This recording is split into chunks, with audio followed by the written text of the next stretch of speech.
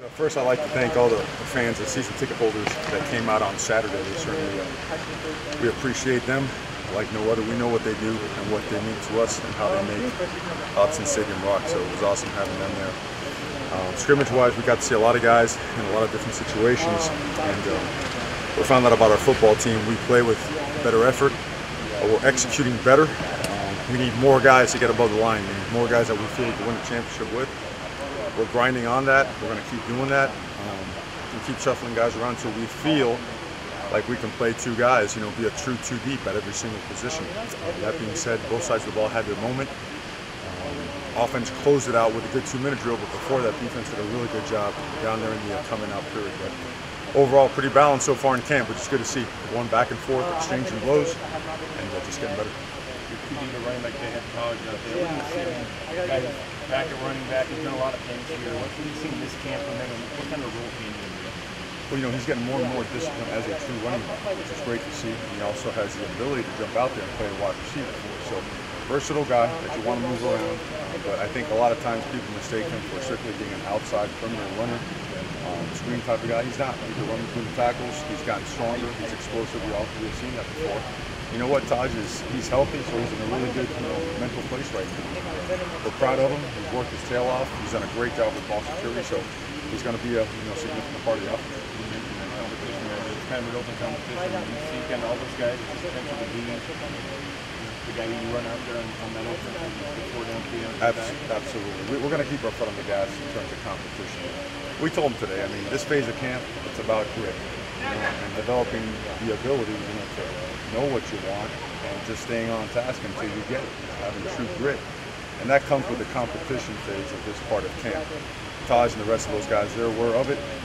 I think it's something that only makes your team better. And we're seeing the best of our guys as this goes on. So we're pretty excited to see what transpires in the next couple of days. Mario, the last couple times you talked about Cyrus as a guy that's made some plays. What has he been doing that's caught your eye that's been so impressive about him? Discipline. He gets downhill in a hurry. He does things the right way. And when he has a chance to get the ball in his hands, he's doing some really good things. Cyrus is a very versatile football player. Cyrus played both offense and defense in high school. He did some special teams work as well. Don't let him tell you he plays quarterback. He doesn't, all right? But he is a very, very versatile guy that brings a lot to the table. And when he's gotten his opportunities, he's made them count. And they think because he's bigger that he's not quite as explosive. He's got a lot of juice to him. So he's a guy, he's in the mix. He's in the mix strong, and he's also providing a lot of special teams value. You talk about changing the penalties and fixing that. How did that translate over in the scrimmage? A little bit better, but not good enough. There is improvement, and I think we got to get away from saying, well, the ones did a better job with it, but the twos didn't. Well, the twos are going to play. And it's on us as coaches to develop twos and threes so they can play just like ones, because we're going to need everybody. So in that respect, definitely not where we want to be as a whole team, better with the first unit.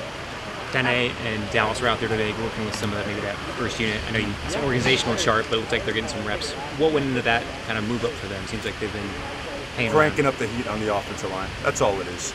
And that's the way it should be. Those guys got to go in there and try to get comfortable being uncomfortable. So today, all those guys got shots with the ones. Kene did, Dallas did, George Moore did. Moved Throck around a little bit. Throck played right, Throck played left, Throck played center. We want to see what the best combination is. We still have several days to experiment with that. And I think it gives those guys an opportunity. And you have to. You have to find out who can do it. And if they're not quite there, you have to find a way how you're going to develop them so that they have a role in the football team. Whether it's the line or their whole team in general, physicality has been something that you, preached since day one. The first scrimmage, did that show through, or are you needing more of that too? Well, it definitely showed through, but we're always going to ask for more. Without question, the way the program is designed and the things that we do, the blueprint of it, I think we know what it is and what we've laid down for our guys, and they're parallels. They got to stay matched up, and they got to stay in a parallel, and so we're going to demand more physicality. Tomorrow, we're going short yards and goal line, and then later this week we're going to run 4-minute, 2-minute competition drill where one side's got to take the air out of the ball, right? Got a couple first downs while the defense stops them, and then the flip side's got to run 2-minute and try to score, and then flop that as well. We have to get in that mentality of, look, situational football is it's technique, it's execution, but it's also physicality. So we're applying it to everything we do. After the scrimmage on Sunday, do you guys feel like you're far ahead of where you were last year at the same time, or in your opinion? Yeah, but I'm not going to tell them, so please don't put this out there. Yeah, we're definitely, we've gained ground because of familiarity. Our install, last year we kind of had to run through practice 12, 13, 14 to get it all in. It's in. It's been in, and now we're going back and reinstall and to give our guys a chance to do it for a second time even better. So we feel we are farther ahead, but we just don't want to let that be anything that affects us and lets human nature kind of make us go backwards. Coach, at the start of fall camp, you mentioned wanting to see the guys helping Justin Herbert take the next step. Can you elaborate a little bit on what you're looking for? Well, I think they're already behind him. I do believe that. I think you guys see whenever he takes the field and as he goes, a lot of times that's how our team goes. So everyone loves him.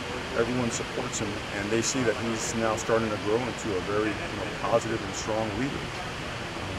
But he's not a finished product, and he knows that. So I think the combination of his teammates bringing out the best in him wanting to be better, and us putting him in situations where he has to be a leader, I think all that stuff is a nice combination where we're seeing the best of Justin Herbert to date.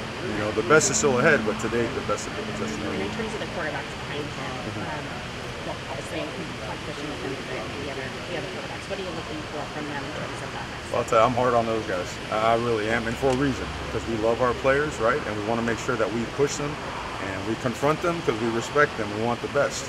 And you've seen both guys push, and then one push ahead of the other, and then it's been pretty steady, pretty even. Braxton got a little bit ahead today, but it's been back and forth the whole time.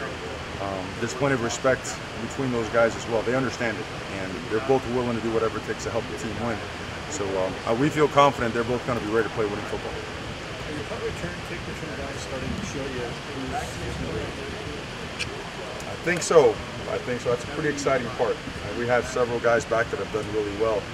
Dylan Mitchell's done well. Ugo has done well. Jalen Red, Taj, J.J. Tucker's done a nice job back there. Tony Brooks-James on the kickoff return has always been a guy we put back there. So we feel like we have a handful of guys that we can rep, but we're going to find out who gets some separation here by Saturday's scrimmage. On the other side of that, get some competition still. We are, and their legs are sore. Those guys are a little bit of a different breed now. You got to make sure that they can't be doing the same stuff we're doing, or they'll be worn out in the game. So if anyone wants to volunteer to punt and give us a breather in between reps, please come on out. We'd appreciate it. But they've all done really well, and Blake and Stack have done a really good job, and Smead's really dug in there, and he's new, and this is all a brand new setting. But it only took him 22 hours to get over here on a couple of flights. But I tell you, those guys, they're a unique bunch because they stick together, they work out, and they're always critiquing each other in terms of technique to get better. Mario, you scheduled Boise and Michigan State. Can you maybe just explain why, and is that something that Duck fans can be used to playing that power of a team every year? Excellent football teams, and we need to find out where we are as a program every single year. I think the worst thing we could do as a program is shy away from any kind of competition. If as a coach or as a player, if you come to Oregon, you came here to be on the big stage, play against the best teams. And I think that's another example. Our administration making that move to make sure that we do. And I think in the coming years, we're zeroed in right now, but the schedule coming up. So I think it's something that our entire program, our fan base, and our future Ducks can get excited about. Got time for a couple more. Coach, this team's got a lot of two-sport athletes on the child teams. Would that be something, if someone came up to you and expressed an interest in that, would you encourage that, or would you look at that? To someone that's on our team to go run track? Yeah. During track season, absolutely. Now without compromising spring football. And we've done it before, whether it be back in the day at Miami. Heck, I think our 4x1 team was Santana Moss and Reggie Wayne and Ed Reed. Those guys weren't too bad, right? And it helped them competing and going out there and running, on Saturdays. It helped them develop as football players too. So we all know that our track team and our track coaches are the best in the country. And we respect that and we encourage that. Mario, what is unique about what Marcus brings to the OC role? Is there a style of plays that he's bringing from his various influences with Tedford and Oklahoma State? Or what's unique about him? He's the most detailed guy you'll ever see. He's worth one of these days do one of those documentaries where you follow him around all day. It's just the detail of how he teaches and the fact that he's a quarterback. He sees it spatially. He's not a sequential guy. This guy can really teach the big picture hone it down to the small picture so that we have eye discipline, and at the same time know when to, you know, put his foot on the gas and have to intensify the whole thing, and want to kind of come back a little bit and make sure that quarterback is calm and collected, as well as the offense. I think that's one thing that he's done a great job, is earned the respect of the entire offense, all the players, because of the way he prepares them on a daily basis. He's preparing them for success, and he works relentlessly at it.